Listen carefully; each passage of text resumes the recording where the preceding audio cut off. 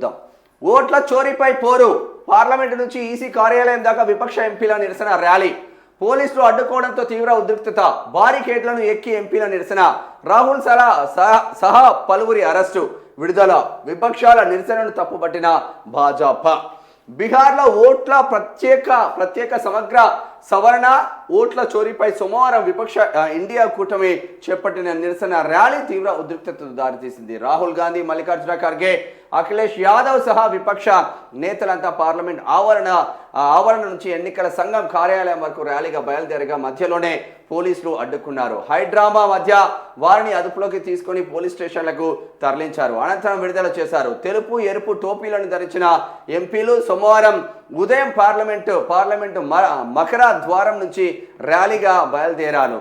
SIR plus ఓట్ల చోరీ equal to ప్రజాస్వామ్య హత్య, ఎస్ఐఆర్ మైనస్ లోక్తంత్ర పర్ వార్ అనే బ్యానర్లు, ఎస్ఐఆర్ ఓట్ చోరీకి వ్యతిరేకంగా ప్లకార్డులు పట్టుకుని నినాదాలు చేస్తూ ఈసీ కార్యాలయం వైపు బయలుదేరారు. ఇక పార్లమెంట్ వద్ద నిర్వహించిన ఆందోళనలో స్పృహ కోల్పోయిన టీఎంసీ ఎంపీ మిలాథీ బాగ్ను తరలిస్తున్న కాంగ్రెస్ నేత రాహుల్ గాంధీ ఇతర ఎంపీలను చూస్తూ ఉన్నారు. మరి సుకుమారంగా వెరగబట్టే అందరూ సుకుమారంగా వెరిగి దిగుతే ఏసీ, ఎక్కుతే ఏసీ, కారు దిగుతే కారులో, లేదంటే ఇంట్లో ఏసీ, కారులో ఏసీ, పార్లమెంట్లో ఏసీ.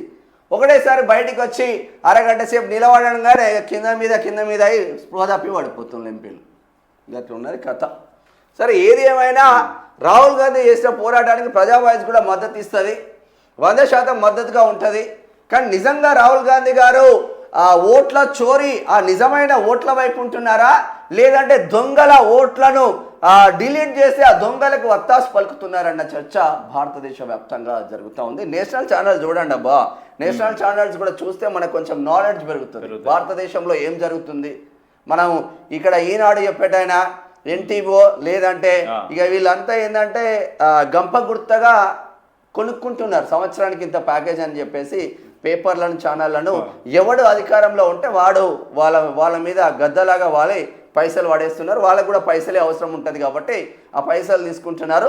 జై కాంగ్రెస్, జై కాంగ్రెస్, జై రేవంత్ అన్న అంటున్నది ఆంధ్రజ్యోతి. మొన్నటి వరకు జై కేసీఆర్ అన్నది, ఇప్పుడు జై రేవంత్ అన్న అన్నది.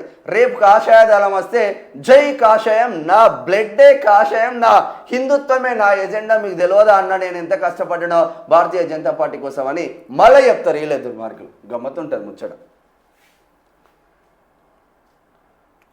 ఇక ఇది ఇట్లా ఉంటే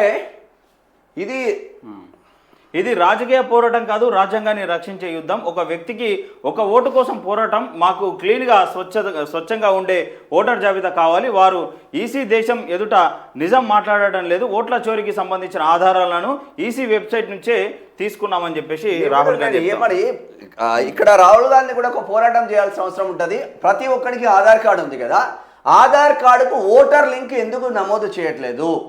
ఒకే దేశం ఒకే ఓటు ఎందుకు ఉండట్లేదు? ఇక్కడ ఓటు, పల్లెల ఓట్లు, పట్టణంలో ఓట్లు, ఈ రాష్ట్రంలో ఇప్పుడు మన దగ్గర ఆంధ్రప్రదేశ్కి సంబంధించిన వాళ్ళు చాలా మంది ఉంటారు హైదరాబాద్లో, వాడికి రెండు ఓట్లు లేవా? తెలంగాణలో కూడా తెలంగాణలో చాలా తక్కువ, ఎవరికొకడికి ఊర్లో ఒక ఓటు ఉంటుంది. ఇక్కడ మాక్సిమం ఊర్లోనే ఉంచుకుంటాడు. తెలంగాణలో హైదరాబాద్లో 20-30 సంవత్సరాల నుంచి బతికినా కూడా వాడిని ఓటు హక్కు ఊర్లోనే ఉంచుకుంటాడు. వానికి ఇంట్రెస్ట్ ఉండదు పెద్దగా, నాకు ఇక్కడ కూడా ఓటు ఉండాలి, నేను వీళ్ళతో లబ్ధి చేకూరాలి, నేను కూడా ఇక్కడ సిటిజన్ కావాలి అన్న కాన్సెప్ట్ తెలంగాణకి ఎక్కువగా ఉండదు. ఎందుకంటే వానికి ఊరు వాతావరణమే, ఆ వాతావరణం ప్రశాంతంగా నచ్చుతుంది. బతకడం కోసం హైదరాబాద్లో ఉండొచ్చు మన తెలంగాణ, కానీ మనకి ఎక్కువగా అట్లనే ఉంటుంది తెలంగాణలకు. మరి ఈ 140 కోట్ల జనాభా భారతదేశం అని చెప్పుకుంటున్నాం కదా, ఒకే ఓటు ఒకే దేశంగా ఒకే ఆధార్ కార్డుకు ఓటు హక్కు లింక్ చేయండి. లింక్ చేస్తే మన భారతదేశ జనాభా ఏందో పర్ఫెక్ట్గా అనాలిసిస్ వస్తుంది.